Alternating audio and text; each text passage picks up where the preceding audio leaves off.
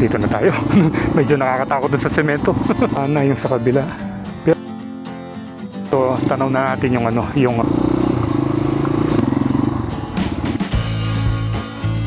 sa kuryente, yun no.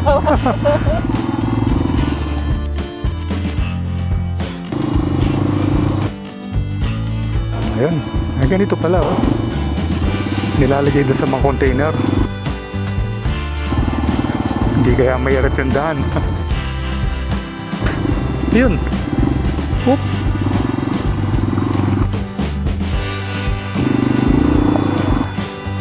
Yun.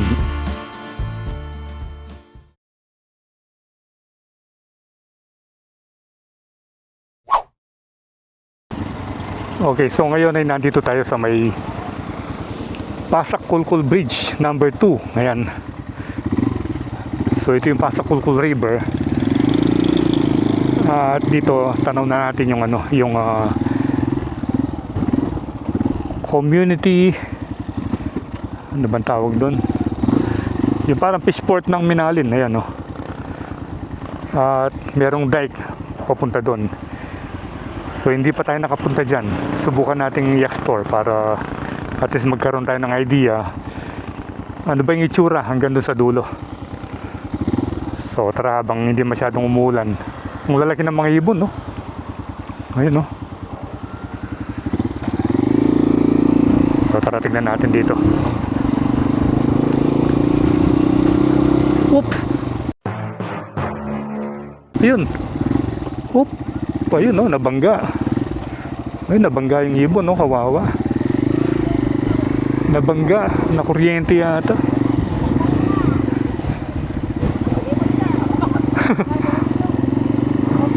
Nabangga sa kuryente, yun no. Ayun. Oh, hindi nakauli ng isda, nakauli ng ibon. Nahilo. Nahilo yung ibon. Tinitignan ko pa lang kanina eh. Kawawa naman. Kaso wala. Siguradong lulutuin na yun. Yan, punta tayo dito. Dito sa fishport. Daming isda oh. Ayan oh. Daming truck. Ay, mga maliliit na tilapia halos oh. Ayan. Ay, ganito pala oh. Nilalagay doon sa mga container. Ang dami palang kumukuha rito oh. Ayan oh. Ayan. I-explore natin yung ano rito.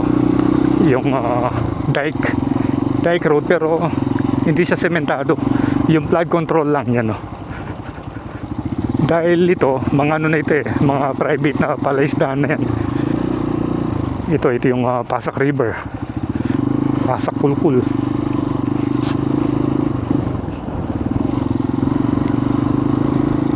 Yan oh.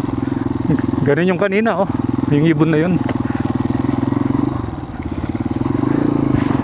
Sumabit siya, ayun oh. Ang dami pala nila.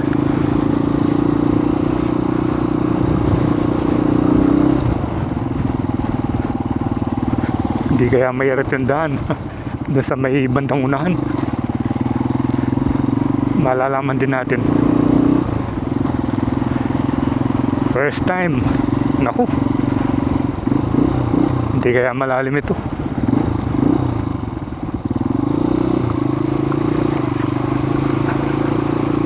Ayun oh. So far matigas naman kahit may tubig. Mahirap kasi yung mababaon yung gulong mo eh.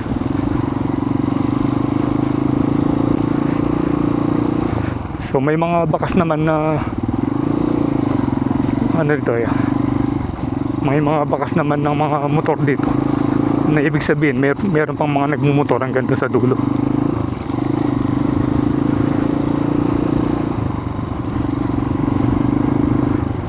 Hindi kaya malalim ito.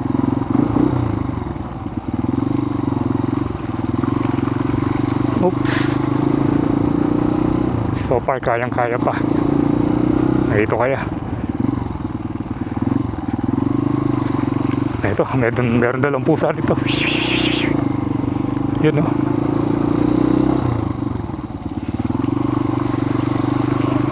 Oops. Kulay 3-in-1 yung tubig. Pero yung sa ilog, parang malinaw naman. At may natatanaw tayong building, kulay blue, ayun, no? Doon sa dulo. Naku, hindi kaya malalim dito.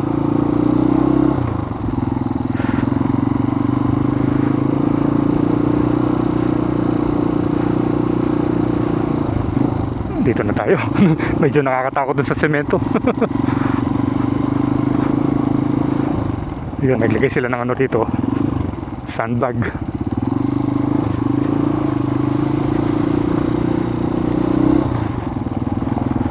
Palaisdaan yung sa left side, yung sa right side ilog na.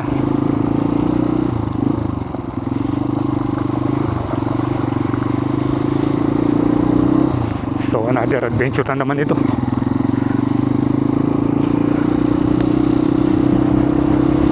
Yun, medyo umaraw na. Ang lakas naman ng hangin. Kakayanin kaya ng drone yan. Ano kaya yung ano yun, no? Yung simentong yun, no?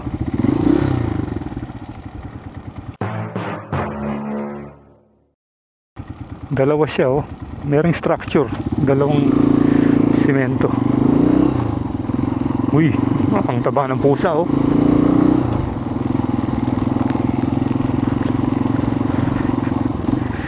Paunahin na natin dito. Nakakatakot dun sa side dun, eh. Baka mamaya madulas tayo. At least siya naka 4 wheels naman.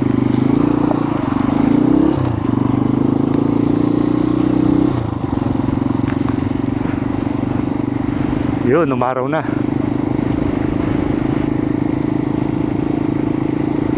Eto, meron na namang ibon dito. Yan, oh.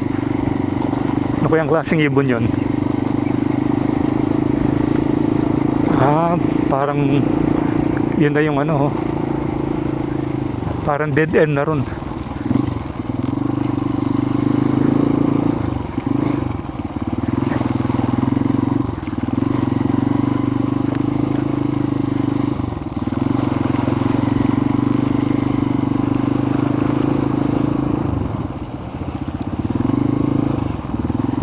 Meron pang poso, oh. Meron poso dati.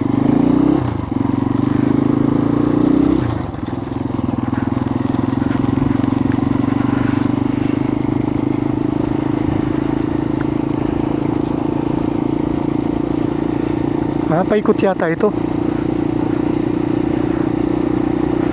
Saan ba yung building na natatanong natin kanina?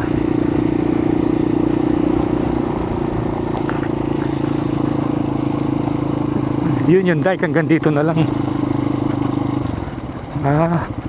Hanggang dito na lang pala. Wala na, dead end na rito. Ayan, hanggang dito na lang yung ano, yung dike. Ayan, oh. So yan, ito pala yung itsura. Mga palaisdaan na yung sa kabila. Pero ito parang pasak kulkulan pa rin to. Kadugtong na rin ng ano, kadugtong pa rin ng river. Yun, doon tayo nang galing. So hanggang dito lang yung ano. So try natin magpalipad, banda ron na lang, para hindi tayo storbot. Ay, baka mamaya istorbo tayo sa mga nakatira dito. Doon na lang sa may ano, walang masyadong bahay. Ito yung sinasabi kong mga structure, oh. Ano kaya yan? Parang gates ba yan? Opening para doon. Pero yung iba kasi parang nasa gitna sila, eh.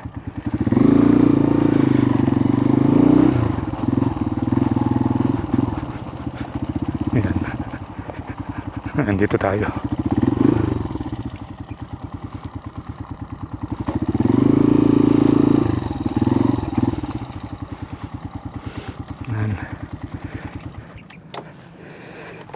Ganito pala yung itsura.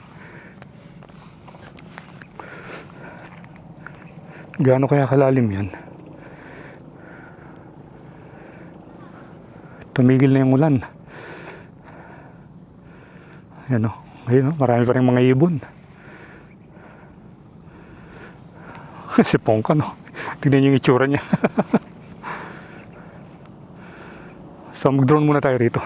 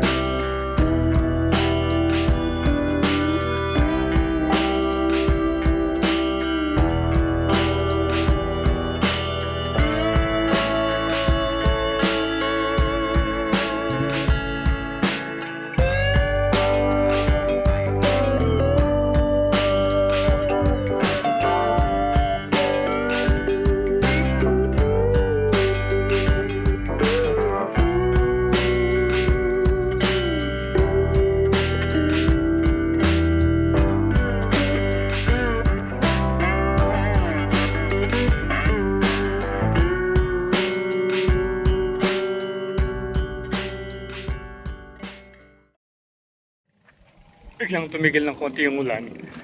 Kaso nung nagpalipad tayo, ng mga 5 minutes na, nagdilim na naman. Ayan o. So ito yung update ngayon dito sa may flood control. Itong parang dike na pinuntahan natin hanggang sa dulo, mula dun sa may Pasak Kulkul Bridge. At nakarating tayo hanggang dito. Ayan. Hanggang dito na lang pala siya. And then meron paliko doon kaso wala nang daan. At napansin din natin na napakaraming mga pangkang dumadaan dito. Siguro ito yung mga fisherman. Ayun sila oh. Siguro nasa ano na, mga 6 na yung dumaan. Buhat nung kanina nung nag-start tayong makapag-drone. So at least napuntahan natin ito. Itong flood control na ito. Ayun. Mukhang matibay naman yung pagkakagawa eh. Bali diretso yan hanggang doon sa may Pasak Kulkul Bridge. Siguro ito yung Pasak Kulkul River. Yan. So again, salamat sa panonood and keep tuned to Puelandas for more video updates here in Pampanga and all over the place. So ride safe always, Kabalen. See you when I see you, and Puelandas is signing out.